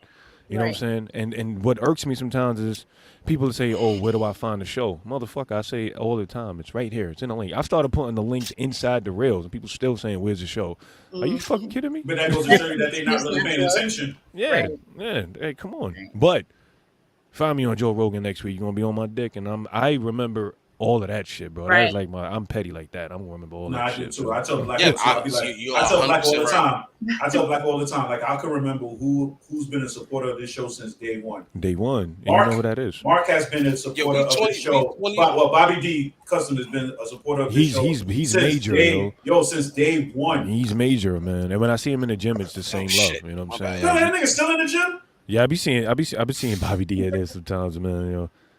Now, see, I gotta come work out with y'all now. Yeah, I've seen them, man. But you know what's so crazy? Like you said, I'm sorry. Oh, okay. Well, that's what I'm saying. What's so crazy is like I have these people on my Facebook and I share everything of theirs. and don't share my stuff at all. But you know what I do? I still share their stuff. But I find myself always sharing the underdogs, like the people I see on Facebook, and I know that their products are good, or I know it's a popularity thing and people aren't going to share it. I make sure I go out my way to share their stuff so that someone at least acknowledges them, because you're going to always be overseen if you're not shimmery or glittery, you know? Fire. And I said, I'm always still support, just because I would want somebody to do that for me, you know? And you know, I should be petty. One day I'm going to learn to be petty. No, you're not. Because I always look at it now, at this point, as we're getting older and this podcasting is coming along, and I like to joke around all the time, and I like to say I'm a public figure now, because I am. But at the end of the day, but at the end of the day, just negativity breeds more negativity. So at this point in my life, I don't even want it. If you're not supporting me, fine. If I support you and you don't support me, it's okay. It's all right. I'm not even stressing it. Because at the end of the day, for every one person who's not supporting me, it's still 3 or 4 more people who still are. So I'm not even stressing it. Well, you know what it is too, bro. It's like there's more people supporting you than you know. There's more people supporting you than you know. No, I agree. And you never know. Like I went to a Nets game last month. You know, I'm a Trailblazers fan. It's right there. Yeah, no, sadly, I feel sorry for you. Right, and I went to the Nets game, and I got my Trailblazers jersey on, and the back says Iron Up. And I'm going to the bathroom, and somebody walks up to me and taps me like, Iron Up, you do that show Deep Thoughts at Iron? And I was like, nah, get the fuck out of here. You know, it's like you never know where that reach is coming from. So, like, instead of me, and I've had to learn, instead of me sitting here stressing who's not supporting me, or going down Instagram and seeing somebody put up a freestyle that's trash that got 400,000 or 44,000 views, I just put up some dope shit that got 6. You know what I'm saying? Like, instead of me looking at that shit, I try to think of, well, who is being reached? It is what it is. You know, I really had to learn that. Do you put your raps on TikTok? Yo, my name is Iron Hates TikTok. The motherfuckers pull my shit down every time. Why? Nothing I don't know. Nothing I put up. I always get that your thing has been flagged for violation. I don't see shit. You know what I'm saying? Even Instagram tried to get at me. In one of my posts, I said the word fat. And it was more like the PHT type of fat. Yo, making fun of it. And they were telling me that's wrong. Yeah, it's ridiculous. You can't becoming real soft. Yeah, it's becoming real sensitive. But no, listen, man. Just got out of Facebook jail. Yeah, what do you mean? You just got out of Facebook jail? You in all the jails, bro. Yeah. She said incarceration for her is in real life. I got released last month at 30, and then 5 days later they put me back in there. Damn, you broke probation. What incarceration is worse, real life or the metaverse? The real life. Soon gonna be the metaverse, though, man. I don't want nobody in there trying to steal my cakes. What's up, Envy? Listen, man. You stupid. Still, man. That's why I'm snitching, though. Yeah. Nah, man. A lot of people don't understand this shit, man. It's ridiculous, man. Listen, to all little people out there, like she said, you can follow me on IG. I'm gonna need your IGs too, so I could definitely support y'all stuff. Rellz, I need yours. I'm about to unfollow you anyway. But y'all too, I'm gonna definitely, send me your IG so we can definitely do this. Like, this dude act like I'm not the most entertaining guy on social media. We're not gonna talk about your post, bro. I mean, it's all building, man. I'm gonna try to have all 3 of y'all. I've already had Rell on the show. I'm gonna try to have y'all on the show for something else. Me and Rell, you got some heat on that shit too, bro. Me and Rell talked about what's the one shit? Would you wife up what's it? A wife up a chick that the block had or something like that? Yeah. Man, I got a bunch of it's her choice, it's her history, and I'm like, that's true. I agree, but it's also my choice to not wanna cuff it. I wish I was on that show. You can do I wish part I was 2. on that show. Yo, Laura, you want to be on that? Sure. But to my answer to that question, no. Fuck no. Well, there was a specific question. No. I'm being very real with you. Talk to me. We don't know, and I said this on my Facebook the other day. I made a video and I talked about keeping people out. It's up on keep people out your business. A person's gonna do them however they want to do them. If the whole block had it, they had it. Yo, listen. Be very we don't know who we deal with. We don't know everybody's past unless you have that deep sit down conversations with them. Bro, the bottom line is everybody's ex. Yeah. I'm a lot. No. We're not talking about that though. We're not talking about everybody ex. We talking about past loans. We're not talking about exes. It's a difference. No, we talking about jump. It's a very big difference. I mean, everybody knows somebody who's that's like groupies. wife that jump off. Yeah. So I mean, there's degrees of separation, right? Like we all know somebody that knows somebody that one of y'all smash. This is how it go. Even in Youngstown. You know what I'm saying? Like the world is small, smaller than people think, man. Even by that boot store. That's why I was back. Youngstown is a definite place where everybody know who everybody smashed for real. It's like Chance, sure. Everybody knows your name. Me? No, they know my name because of my kid's father. That's about it. And if he says he knows my name, I'm not. If he's his father, I'm not claiming him. I had a reset. Oh. And when you got out of both jails, you said I'm changing everything. Yes. Like that's not even her real name. No, it's not. It's I ain't gonna say nothing else. But yeah, it is like that. It's like Rebecca Dawson or something. It's not my real name. It's not my real name. No, listen, Laura was Superman's mother name. And I found her to be so strong. Superman, you know Kal-El? Yes.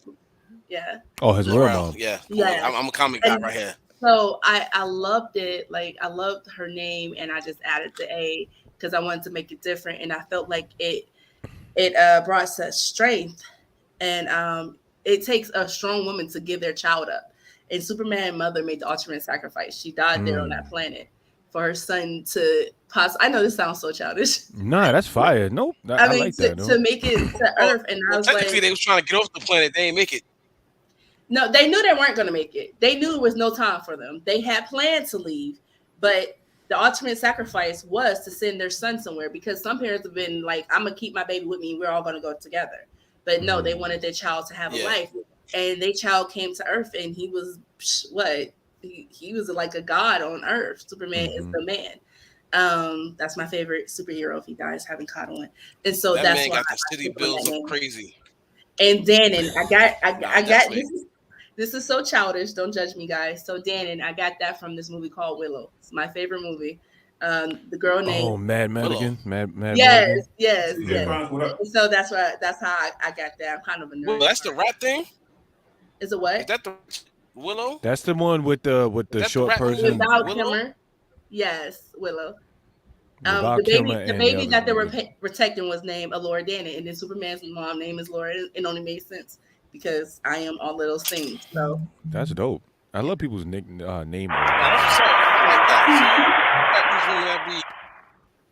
like that. I like the comic book chicks. I hate the ones that be all stuck up. I hate people like that don't get in touch with their in and out. I hate that. Yeah. Well, you play video games? Yeah, I also make money too. Shut up. That's kind of. I mean, I got my name from fucking video game called what was that name? It was like a fake Grand Theft Auto. It came out of maybe 6 years. City Watch Dogs. Saints Row. Oh yeah. Saints Row was fire. Yeah, I got it from Watch Dogs, bro. I just came back. I forgot the exact story, but I was listening to it. I was trying to think of a new rap name. My name used to be Johnny Storm. Back in the college days, 2000 days, right? It was based off of the Human Torch, but then somebody asked me a question do you say that because you're fire? And I said, oh shit, that's never gonna happen again. That's terrible. So I just was going by Johnny Yes, and I hated Johnny Yes. And I'm just sitting there one day and I'm playing. I'm like, I gotta think of a name, and it was a radio was on. The video game radio, the fake GTA radio was on, and they interviewed a dude named Emperor Rat, and I said, "Oh, Emperor, that's a dope name. Now we can go with that." And I just fell on iron and just kept it. That sounded hip hoppy, and sounded Wu-Tang-ishy. It does sound Wu-Tang-ish. Yeah, a little bit. And now if I walk into space, they'd be like, "Yo, Iron," and that's cool. That's it. Johnny S sounds like the name of a sandwich shop. They do. Johnny S's subs and yeah, Johnny sandwiches. That's so funny because that used to be my name. I used to go by Johnny Cage. Johnny Cage? Yes. Me and my homegirls, we were so, I swear to goodness. Well, that was your car theft team? Yeah, our clique name was called TGM. It was Thug Girl Mafia. And my name was Johnny. A lot here, yo. Your name was Johnny Cage? Yes, I was Johnny Cage. After Thug Girl Mafia. she was Luke Kane. So that's how we rolled back in the day. Like we was so lame. Like we was lame, bro. Yo, Mortal Kombat was ahead of his time, actually. Like Melina it really was. But Melina was like the first bad chick behind the mask, and then when she took the mask off, she was butt. That's like the chicks in the gym. They got the mask on and they cute, and then they take the mask off, and it's like, nah, that's like Melina, right? And the blue chick. Who was the blue one from Mortal Kombat? Yeah, Katana's the blue, Melina's purple. Right, yeah, it's like them, and they take their face off, and they look like Baraka. I mean, they take the mask off. But that's Melina. That's Melina. She does that. Yeah, I'm more fanatic. Yeah, they was ahead of their time. Back of my hand. The mask fish, they was ahead of their time with that, though. Right. Yeah. I just saw one today in the gym. I always saw this girl. I'm like, oh, she's mad. You know, she's on point. And she took that mask off. I was like, oh, okay, well, cool. She's probably very nice and good at her job. You said she went from a 9. You said she went from a 9 to a 3. Listen, regular people need love too. Give it up for us regular people. We need love too, y'all. She's probably amazing, but the mask put some mystery behind it, and once the mystery was solved, it was like, okay. So I'm glad this mask shit starting to come down, because you are absolutely right. A lot of mistakes was made. That is true. That is true. Damn. Yeah, my cousin, he fell in love with a Fraggle, knocked her up. So now they really walk around with Fraggle Rocks. Like, let me quit playing. Wait, she linked up with a dude that was ugly behind the mask? And she never smashed with the mask on? Girl, like, listen, like, so this dude, like, we be going out, and old dude, like, swear this chick was bad. We be at a club. I'm like, yeah, I don't know about that. It's something behind them eyes that just says run. Yeah. And like you said, like they just kind of hooked up on the spot, like at her girl's crib, like, and I was like, really, you didn't see her face then? He's like, bro, I was off the Henny. And what the fuck? So he smashed the chick and left her mask on? No, he's just saying, like, in the club, like, she had the mask on. They went to the crib, but he said he was too drunk to actually see her face. And by this time, like, they hadn't hooked up again. She ended up pregnant, but they was talking on the phone. Now they got some Fraggle Rocks. Yeah. Listen, if I had to go to a club and finagle with a female and she got a mask on in the club, I'm not going to the club. Yeah, something's wrong there. I be in there with my mask on, because I don't know. It was down here. Listen, I stay in the home. I stay in the house. Me too. I wouldn't go to the gym. My girlfriends convinced me to go out, like, because I don't go out, but they convinced me to go out. So I went out, and I was better at home on the couch. Damn. So hold up. Watching some video show or something. Yeah, we gotta wrap this up soon. So go ahead, ask your question. I'm just baffled by the whole story she just told. I'm just listening. So listen, you come to my show, or you watch CL's show, Pussy Talks. They always waiting for me to tell a story, because I always have a good story. Can I be on Pussy Talks? Talk to Dawn. He'll connect you with C. C would definitely love to have you on. Yeah, we'll talk about it after the show is over. Okay, I'm sorry, guys. No, it's all right. It's okay. It's all right. You did say that mad hard, like, yo, all right, that's. My bad. I was like, shit, we in trouble, yo. I checked on my inner black for a second. I apologize, guys. Like, shit, yo, did he catch me cheating? No, don't be using me. No. Don't be using me for that. Yo, Shock is stupid. He said ugly women got that fire. They do, actually. It's unfortunate. It is true. You said they do. It's unfortunate. It's true. I've had, I used to, this is fucked up, but I used to mess with this girl for a while. She looked, face-wise, she legit looked like CeeLo Green, but the mouth was crazy. The mouth was fucking crazy, bro. You said CeeLo Green, though? She looked like CeeLo Green with a wig, bro, but the mouth was crazy. I was also 21, bro. So when she moaning in your ear, fuck I ain't shit, boy. She was like, I was like, oh my gosh. I feel bad, though, because she would drive like 40 minutes to the dorm just to top me off, and then would try to get me to smash, and I would find like a new reason every time why I couldn't. I never smashed. I just took them off. That's not nice. I was 20 people. Well, I didn't tell her drive up there. Yo, she had the address. She took it upon herself. That's liberation, bro. Yo, she was like, yo, what about today? I'm like, oh, I ain't got no condom. And then she would bring condoms. I'm like, I don't use other people's condoms because I don't know people. I don't know where they belong. Then another time she came after her surgery, and I was like, nah, you just had your surgery, yo. You should just lay back, just relax. Yo, when did she get to the point? Oh, you just wasn't right. She didn't. She didn't. You just wasn't right.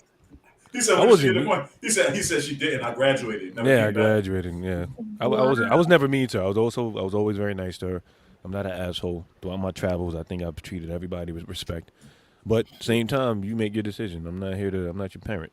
You made your choice. That's true. That's true. You just politely denied. That's that pimp talk. Yeah. Yeah. No, that's that ain't. pimp talk. You just laid on just now. Y'all ain't catch it. That and the fact that his voice sounded like that. Definitely that Goldie talk. That and the fact his voice sounded like that since he was like 16. Yeah, it came out of nowhere, bro. Right? Yeah. I just showed up to class like this one day. He definitely laid that Goldie talk just now. It's true though. He made your decision. He was definitely one of those that if you was doing internet dating back then and they didn't know what you looked like, but you heard him on the phone, you thought he was a lot older than what he was. Good.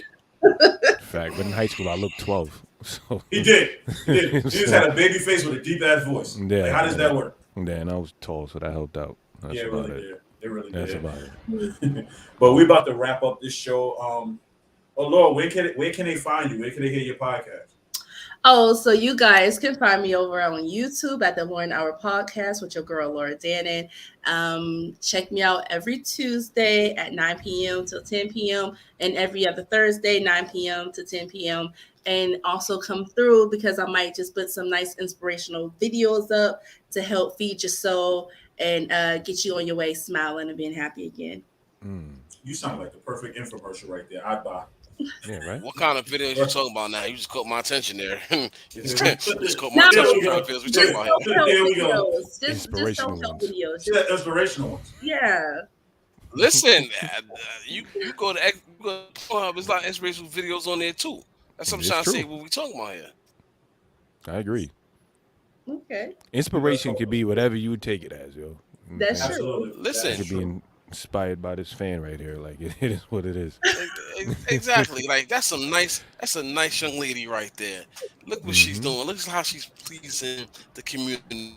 Inspirational. Yeah, I've been inspired by plenty of them. Helping one wife at a time please her husband. That is true. That can be inspirational. Well, keep him from running outside, yo. You got that off. You're stupid. Yo, Iron, where can they find you? Yeah, so you can find my podcast anywhere you stream, even shit you never heard of. It just happens to get up there. It's called Deep Thoughts with Iron. That's 4 letters, 4 words, right? Deep Thoughts with Iron. You can literally find that anywhere. On Instagram, you can find me. My name is Iron197. And the website is mynameision.com if you want to check out the music and stuff like that. It's down right now, but it'll be up by probably the end of the middle of the week, I want to say. The middle of the month, excuse me. So you said Iron197? My name is Iron197. That's the full name. My name is Iron197. So you can check that out, and soon you'll be hearing me on right there. No doubt, and I'm gonna follow you back. I got you. It's all good, and soon you'll be able to hear me. I'm not going to say who, but I just broke some ground with a car company to do their commercials, so voiceover work. So hopefully that might be coming. Hopefully I can lock that down. You know what I'm saying? And y'all the first to hear about that. I haven't even told my friends about that. So breaking news on the Rellz Relaxation hour. Yeah, because I don't know if it's gonna come out yet. I don't want to be like, yeah, it's coming out. You know what I'm saying? But we in the last steps of that. So hopefully things will work out nice. All right, man. Praying for everything good in your favor, brother. Likewise, yo. Thank you, guys. Oh, also, I'm so sorry. Guys, you can also check me out on Apple Podcasts, Spotify, iHeartRadio. You can follow me on Instagram too, the 1 Hour Podcast. Yeah, I forgot about that. I always forget to add those extra things. Right. Oh, and Deep Thoughts and Iron comes out every Monday, 7 a.m. So you can listen to it on your way to work or during the day at work or whatever. He figured out the algorithm. I don't know. It just made sense to me. I don't know if it's working. It's on the way to work in the morning. It's what you listen to when you're driving or when you're on the train. It made sense to me. And then I hear my voice is soothing. So ladies, if you're trying to you stressed out going to work, throw that on and hear me talk some shit that you may or may not agree with, but it sounds good at least. You know what I mean? All right, guys. Blacker, you got anything you want to say before we leave? Nah. Thank you to the guests. It's always as fun as old. Hopefully we do this again on y'all podcast, our podcast, and the Dream, whatever. Or Milk Creek. We go to Youngstown and do it. So, Youngstown and do it by the liquor, do it by the food store. We can do it by the Chuck E. Cheese, man. That's where the action's at. Yeah. The places to visit in Youngstown, number 16. I'll meet y'all by the Whack-A-Mole, yo. Yeah. Pause. I'm gonna take y'all to Chuck E. Cheese when y'all come. Yeah, no doubt, yo. All right, good night, Lindsay. Have a good night, y'all. Enjoy. Yep. Night, people. Thank y'all for tuning in.